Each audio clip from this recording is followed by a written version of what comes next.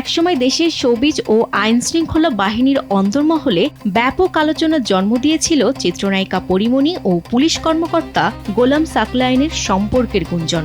দীর্ঘ 4 বছরের তদন্ত শেষে এবার সেই আলোচিত ঘটনাকে ঘিরে উঠে এসেছে নতুন তথ্য।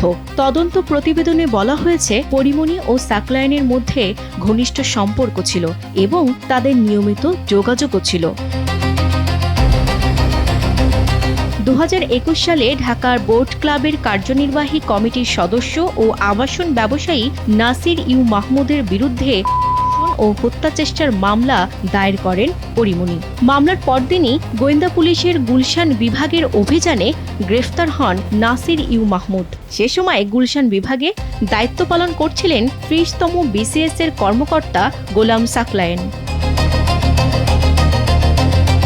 জানা যায়, তদন্ত চলাকালে সাকলায়েনের সঙ্গে ঘনিষ্ঠ সম্পর্ক গড়ে তোলেন পরীমনি। তিনি নিয়মিত সাকলায়েনের সঙ্গে যোগাযোগ করতেন, এমনকি সাকলায়েনের বাসায় তার স্ত্রী না থাকা অবস্থায় পরীমনি গিয়ে প্রায় 17 ঘন্টা সময় কাটান।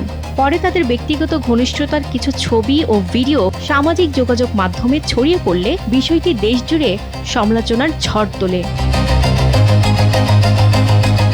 এই ঘটনার পর সাকলায়েনকে ডিবি থেকে সরিয়ে দেওয়া হয় এবং অভিযোগ তদন্তে একটি কমিটি গঠন করা হয়। প্রায় 4 বছর পর সেই ঘটনার তদন্ত শেষ করে সাকলায়েনের বিরুদ্ধে শাস্তিমূলক ব্যবস্থা নেওয়ার পথে এগিয়েছে সরকার। তদন্ত শেষে সংশ্লিষ্ট কর্তৃপক্ষের প্রতিবেদনে তাদের সম্পর্কের বিষয়টি সত্য বলে উঠে এসেছে। তবে এ বিষয়ে পরীমনির কোনো আনুষ্ঠানিক বক্তব্য এখনো পাওয়া যায়নি। আমার জীবন ভাই বিন্দাস, আমার 2টা বাচ্চা নিয়ে। জানা গেছে, বিভাগীয় তদন্তে সাকলায়েনের বিরুদ্ধে আনা অসদাচরণের অভিযোগ প্রমাণিত হয়েছে। এর ভিত্তিতে 2018 ধারা অনুযায়ী তাকে বাধ্যতামূলক অবসরে পাঠানোর সিদ্ধান্ত নেওয়া হয়েছে।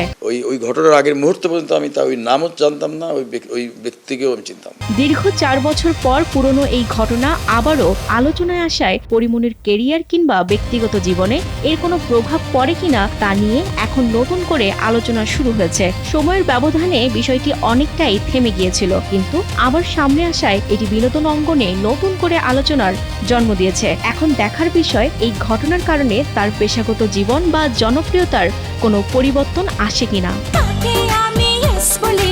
সাবিকুন নাহার, সাদিয়া, কালবেলা।